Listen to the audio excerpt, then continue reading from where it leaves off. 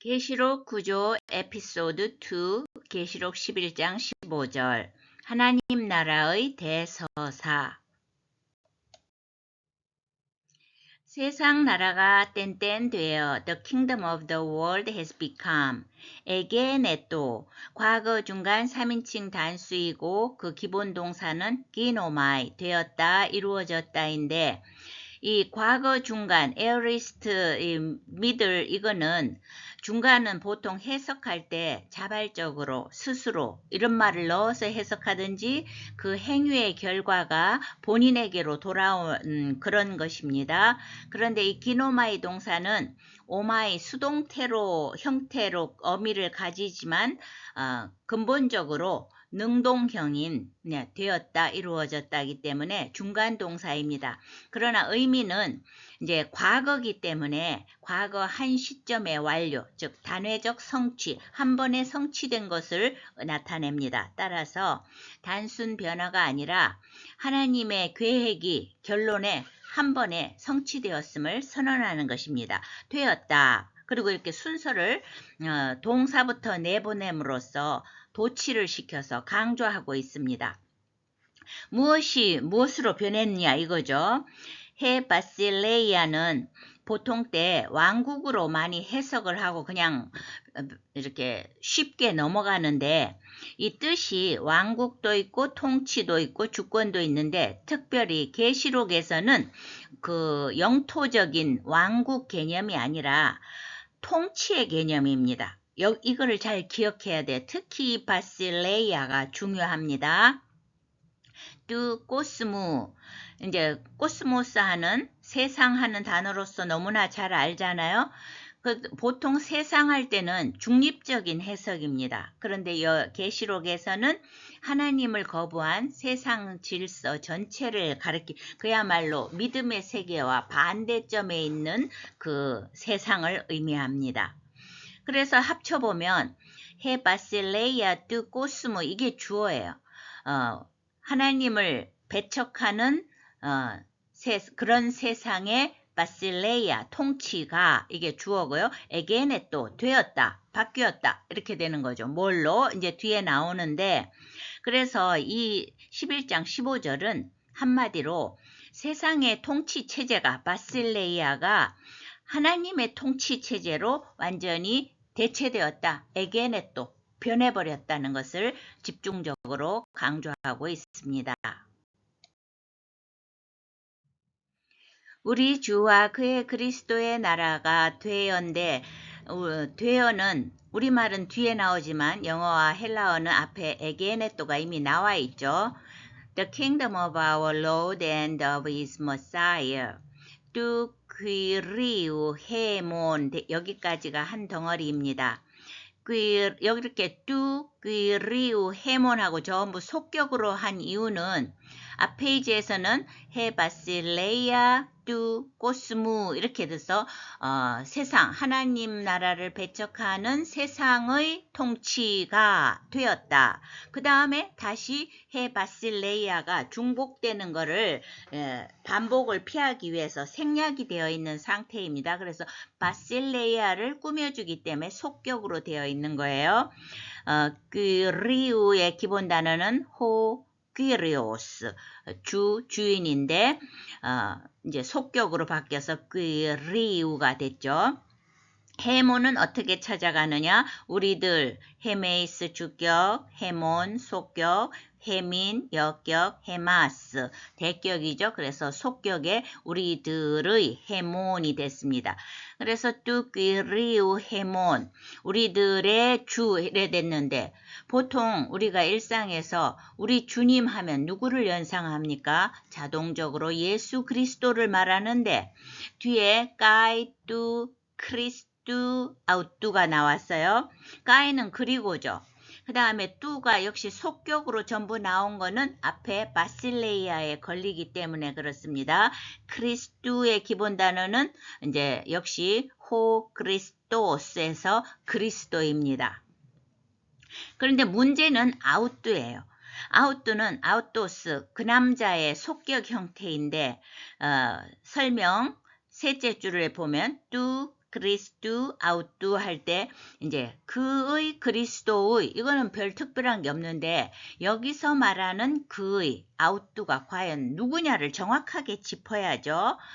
보통 우리가 알고 있는 대로 예수님이 우리의 주님이고 우리의 그리스도니까 우리 주 예수, 우리 주 그리스도 할 때는 와, 까이, and를 붙이지 않아요. 왜냐하면 같은 인물은 동격이기 때문에 컴마로 합니다. 이렇게 우리 주 예수, 우리 주 그리스도 이런 식으로 표현하는 게 일반적인 건데 이 본문을 그대로 직역하면 보라색으로 되어 있는 우리들의 주 그리고 까이가 있으니까 그리고 그의 그리스도 이렇게 했다는 것은 우리들의 주와 지금 그의 그리스도가 서로 다른 인물이라는 표시입니다. 그럼 여기서 아웃두는 뭘 가르치느냐? 앞에 있는 뚜, 그리우, 헤몬 이걸 대받는 거예요. 그래서 여기에서 우리들의 주란 예수 그리스도가 아니고 하나님이십니다. 아주 좀 특별한 경우이지만 앞에 부분이 하나님이고 하나님과 아웃두는 그러니까 하나님을 되받는 거예요. 하나님의 그리스도 예수. 따라서 예수 그리스도가 우리 인간들의 그리스도가 되심은 물론이거니와 하나님의 그리스도라는 것은 무엇을 뜻하는 거냐? 예수와 하나님이 같다는 뜻인 동시에 예수님의 신성을 나타내는 표현입니다. 그래서 단어는 간단해도 이 간단한 표현을 통한 의미가 매우 심오합니다. 하나님의 나라, 이제 우리는 일상적으로 하나님 나라라고 했는데 하나님 통치죠. 또 원어로는 바실레이아. 이 하나님 나라, 하나님 통치, 바실레이아가 곧 그리스도의 나라, 그리스도의 통치와 분리되지 않는다. 같은 것이다. 따라서 예수는 하나님의 통치가 인격적으로 드러난 분으로서 예수 그리스도의 통치는 하나님 아버지의 왕권을 계승한 통치이다. 그 예수님의 통치의 출처를 나타낼 뿐만 아니라 이 구절은 예수님의 신성을 직접적으로 선포하는 강력한 문장입니다. 그가 세세토록 왕노릇 하시리로다. And he will reign forever and ever. 까이 그리고 바실리우세이. 바실리우세이는 미래 3인칭 단수이고 그 기본 동사는 바실리우오 다스리다 통치하다. 앞에 나온 명사 해 바실레이아의 동사형입니다. 그런데 헬라어는 주어를 따로 쓰지 않아도 동사가 주어를 포함하고 있는데 이 문장에서는 3인칭 단수니까 그잖아요. 그 남자나 그 여자인데 바로 앞에 페이지에서 했는 그리스도 아웃두 그의 그리스도가 이제 바로 이어지는 거죠. 그래서 그의 그리스도 하나님의 그리스도 그가 왕노릇 할 것이다. 통치할 것이다. 이렇게 해석하는 것입니다. 그래서 왕이 보좌에 앉아 통치를 시작하신다. 이 말인데 지금까지 예수 그리스도는 하나님의 아들 되심, 영어로는 sonship, 아들 되심만 굉장히 강조되고 특별히 kingship, 왕 되심을 한 번도 나타낸 적이 없는데 드디어 그가 이제부터 즉위를 하고 계속 영원토록 왕노를 할 것이다. 이게 나타나기 때문에 계시록을 이해하지 않으면 예수 그리스도를 온전히 이해할 수 없다. 이렇게 되는 거죠. 따라서 여기에 나온 미래는 단순 미래가 아니라 계속적 영원적 통치로 이어진다는 것을 나타냅니다. 그 뒤에 말이 그거를 확실하게 보조하고 있습니다. 에이스투스 아이오나 스톤 아이오논 이거는 직역을 하면 전부 복수형으로 되어 있어요. 에이스는 뭐뭐 안으로 해서 방향을 나타내거든요. 그리고 대격을 가집니다. 투스는 벌써 이게 복수 대격이에요. 그리고 또온도 이게 복수 속격입니다. 그래서 직역을 하면 돈, 아이, 오, 논 영원들의 속격으로 앞에 걸 꾸며주잖아요. 에스투스 아이오나스 영혼들이라고 다시 또 붙여야 되겠죠. 영혼들 속으로 영혼들 속으로 너무 어색하니까 이제 영혼들의 영혼들까지 이게 이제 우리말로는 세세토록이고 영어로 하면 forever and ever. 그래서 이 말이 헬라어로서는 가장 강력한 영혼에 대한 표시입니다. 그래서 이제 아이온이 쓰였기 때문에 아이온을 찾아가는 법을 해보면 단수일 때는 아이온 주격, 아이오노스 속격. 속격에 오스가 오면 역격에는 이가 오고 대격에는 아가 와서 오스이아 공식이 있습니다. 그 다음 복수의 경우는 아이오네스 주격, 아이오논 이게 이제 속격이고 아이오신 역격, 아이오나스 대격입니다. 그래서 살펴보면 돈, 아이오논 복수 속격이 쓰였죠. 두스, 아이오나스 복수 대격이 쓰여서 영혼들 속으로까지 이 말입니다. 그래서 예수의 통치는 일시적 왕국이 아닙니다. 또 1000년 동안만 다스리는 통치도 아니라 무기한 영원히 완성되어서 이제는 돌이킬 수 없는 예수의 통치가 예수가 왕으로서의 킹십을 영원 세세토록 가신다. 이것을 선언하는 것이 계시록입니다. 세상 나라가 우리 주와 그의 그리스도의 나라가 되어 그가 세세토록 왕노릇 하시리로다. 계시록 11장 15절.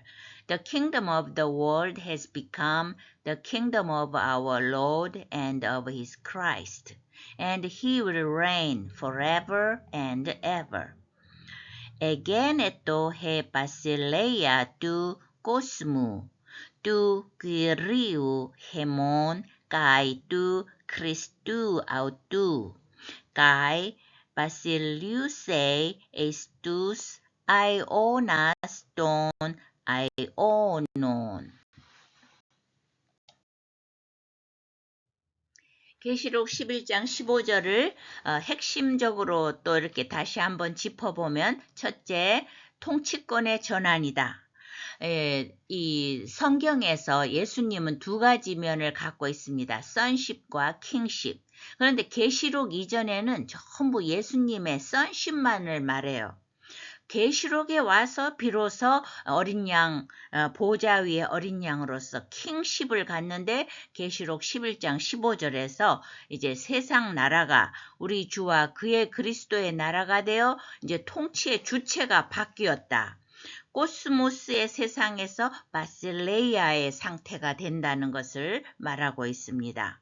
그래서 이게 이 계시록이 빠지면 예수님을 아는 것이 완성되지가 않습니다. 완벽하지가 않아요. 두 번째로 왕의 정체인데 우리 주 하나님의 그리스도, 우리들만의 인간들의 그리스도만 되시는 것이 아니라 우리 주 하나님의 그리스도이시기 때문에 예수의 통치는 하나님의 왕권 그 자체이며 예수님의 신성을 입증하는 말이 되겠습니다. 그리고 그 예수의 통치는 영원성을 가진다. 그가 세세토록 왕노릇 하시리로다. 이것이 계시록의 가장 핵심이 되는 구조이기 때문에 이 1장부터 하는데 계시록 11장 15절을 먼저 갖고 온 이유이며 또 계시록이 계시록만의 문제가 아니라 창세기부터 시작해서 성경 전체의 맥락을 또 살펴보도록 하겠습니다. 계시록 11장 15절 핵심 메시지를 다시 한번 짚어봅니다. 한마디로 말하면 세상 나라의 시대가 끝나고 십자가의 어린 양은 보좌의 왕으로 귀환한다. 11장 15절이 어린 양의 왕권이 선포되는 통치서사의 절정이다. 이것이 왜 의미가 깊으냐 하면 하나님과 예수님은 근본 동체이시나 예수님은 한 번도 직접 통치의 권세를 보여주신 적이 없습니다. 그러나 계시록 11장 15절에서 드디어 하나님 되시는 예수님의 통치가 최고조에 이르고 계시록 21장에서 22장까지는 어린 양의 왕국이 완성되는 새 하늘과 새 땅이 등장함으로써 새 창조 서사의 절정이 됩니다. 이 새 창조가 굉장히 의미가 깊은 이유는 물론 의미는 새 창조는 구속이 우주적 규모로 실현될 것이며 하나님 나라가 공간과 역사 속에 완성된 상태다. 그럼 창세기 1장의 하나님은 이 아무것도 없는 상태에서 천지 창조를 시작하심으로써 그 하나님의 통치를 서막을 올려갖고 보여주신 반면에 예수 그리스도는 하나님 되심으로 계시록 마지막 21장, 22장에서 새 창조의 새 예루살렘, 새 하늘과 새 땅을 창조하심으로써 예수 그리스도가 곧 하나님이심을 보여주면서 성경의 양쪽에 천지 창조와 새 창조, 이것이 딱 또 하나님과 예수 그리스도 두 분이 결국은 같은 것인데 시작과 끝을 이렇게 딱 쥐고 계심을 보여줍니다. 계시록 11장 15절이 계시록 구조 안에서의 위치는 앞부분을 계시록 1장에서 10장까지라고 할 때 이 앞부분은 교회의 고난과 영적 전쟁 시기에 믿는 자들에게는 말씀을 가지고 그것을 읽고 듣고 지키는 자들에게는 복으로 열리는 계시록 1장 3절에서 했죠. 그래서 우리가 계시록을 대할 때 어떤 자세로 읽어야 할지를 1장 3절에서 지시하고 계셔요. 그리고 오늘 했는 계시록 11장 15절은 중심 부분에서 왕으로서의 즉위를 선포하고 있습니다. 즉 아까 예수의 sonship, 아들 되심과 왕 되심, kingship 두 가지가 있는데 계시록에서 비로소 왕의 통치, kingship의 실현, 예수님이 왕이신 건 알죠.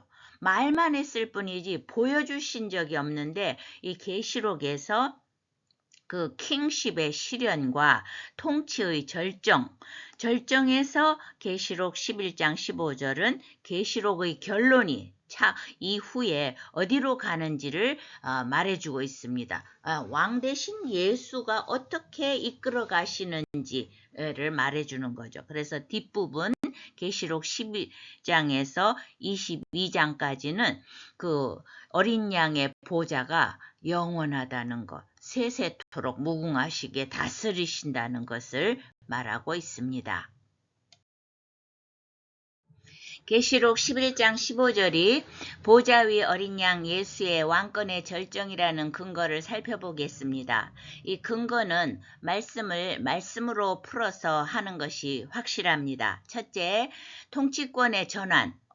코스모스에서 바실레이아로 에게네또 되었다. 딱 단회적으로 완성되었잖아요. 그 통치권의 전환과 이 전환이 이루어졌기 때문에 즉위 선포가 이루어진 거죠. 내용적으로 결과적으로 같은 구절에서 일어남, 즉 11장 15절 자체가 말하고 있고요. 두 번째로 계시록 전체 구조에 따른 근거를 살펴보면 1장에서 10장까지는 교회와 세상 속에 영적 전쟁이 일어나는 투쟁의 기간입니다. 그런데 11장에서 이 투쟁의 과정에서 어린 양, 보좌 위 어린 양이 승리하신 것이죠. 그래서 11장 15절에서 승리하시고 왕권, 킹십의 선포를 하시고 왕으로서 즉위를 하시기 때문에 절정이 되는 것이고요.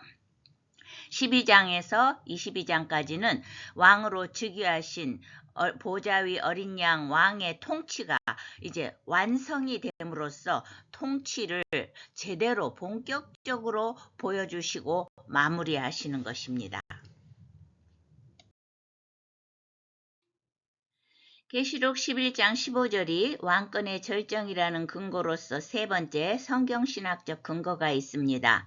이것이 중요한 이유는 우리가 나무도 보아야 하지만 전체적으로 숲을 보아야 하기 때문입니다. 그리고 오늘 제목이 하나님 나라의 대서사라고 했습니다.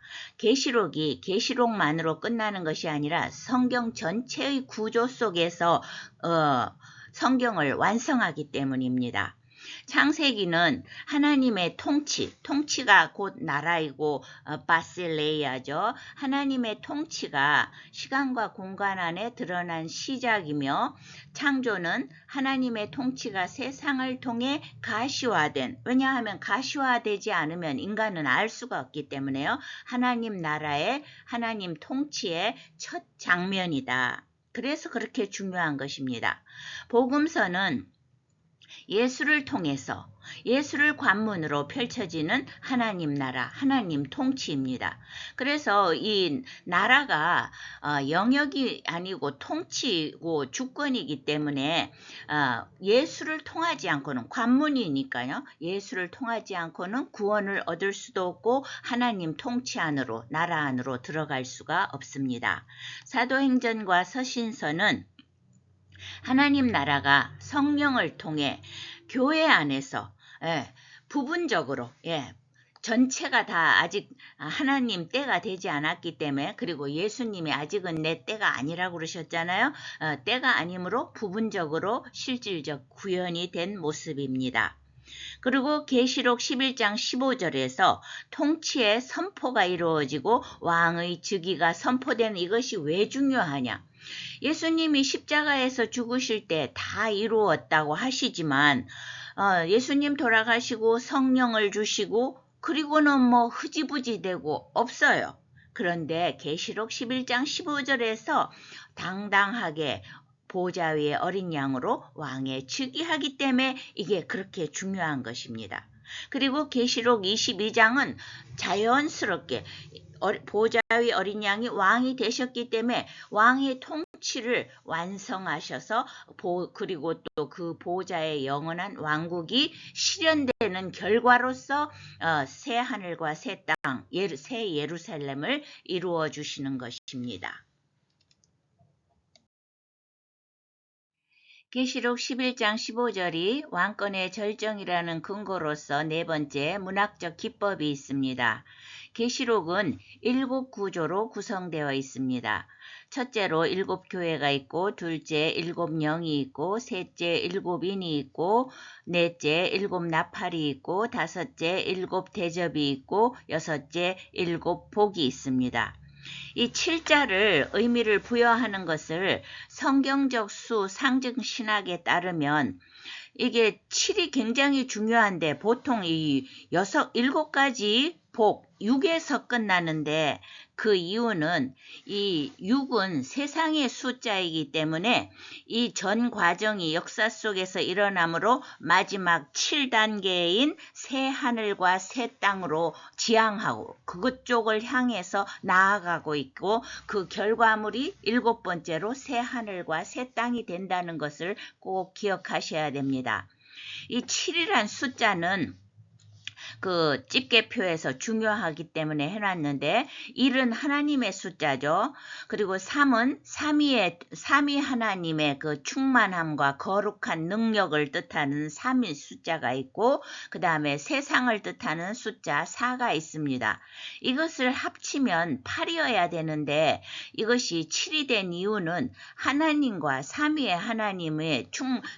하나님은 이게 그냥 숫자 더하기가 아니라 그 상징적 수에 있어서 이 두 항목이 겹쳐지기 때문에 7이 되는 것이고, 결국 이 의미를 풀이하면 7이라는 것은 하나님이 삼위의 능력으로 온 세상을 완전히 통치하시는 바실레이아를 이루었다는 계시록 11장 15절과 완전히 일치하는 것입니다. 이 7이라는 구조 자체가 계시록 전체를 다스리는데 창조의 원리와도 똑같이 맞습니다. 7이 하나님의 통치가 완전히 드러나는 상태를 상징하는데 계시록에서는 바실레이아이지만 이게 창세기 1장 1절에서는 하나님이 엿새 동안 세상의 일이잖아요. 창조의 일을 마시고 제7일에 안식함으로 하나님의 날로 삼으신 것과 똑같이 1에서 7구조 6가지는 세상에서 진행되어지고 그것이 제7번째 새하늘과 새 땅에서 하나님의 영역으로 완성되는 것과 똑같은 구조입니다. 특히 심판과 관련하여서는 7인은 인은 도장이잖아요. 그 인을 찍는다는 건 거기에 왕권의 어떤 계획이 이제 담겨져 있는 거죠. 그런데 그 누구도 함부로 그 왕권의 도장을 뜯을 수가 없어요. 그런데 이 7인은 무서운 계획이라 거기에 포인트가 있는 것이 아니고 하나님께서 계획이 있지만 우선적으로 자기 백성을 보호하고 자기 백성, 소유된 백성을 확정하는 것에 더 포인트가 있기 때문에 은혜가 되는 것이고요.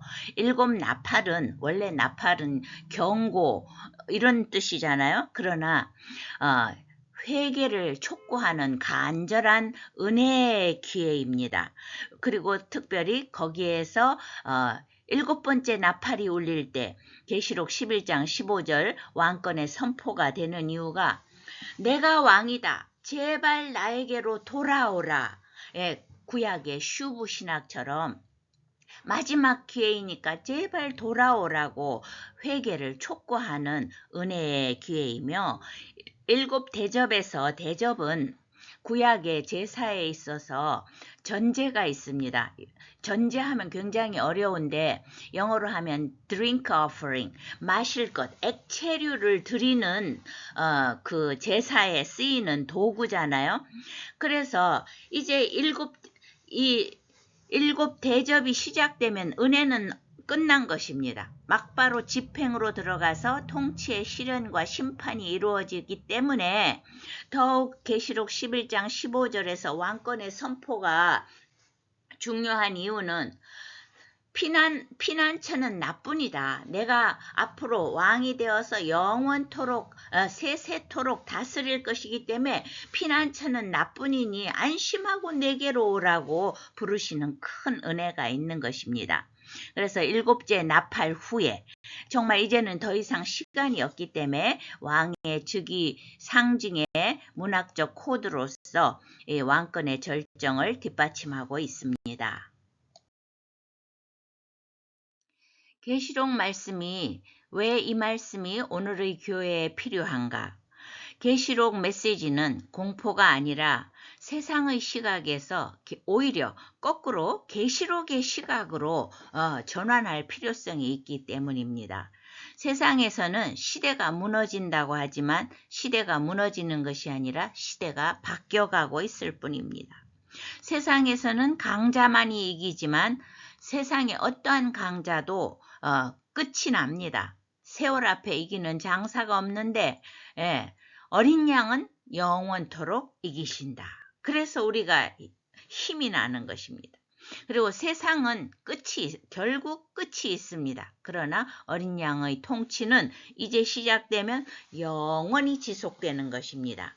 그래서 우리가 계시록을 무서워할 필요가 없는 이유는 이 계시록 7장 17절은 그 인을 떼는 7번째 인, 7번째가 항상 마지막이잖아요. 그 인을 떼기 직전에 보좌 가운데 계신 어린 양이 그들을 하나님의 백성 그들을 목자가 되어 인도하신다는 이런 말이 성경에 있는데 우리가 성경을 믿지 않으면 뭘 믿겠습니까?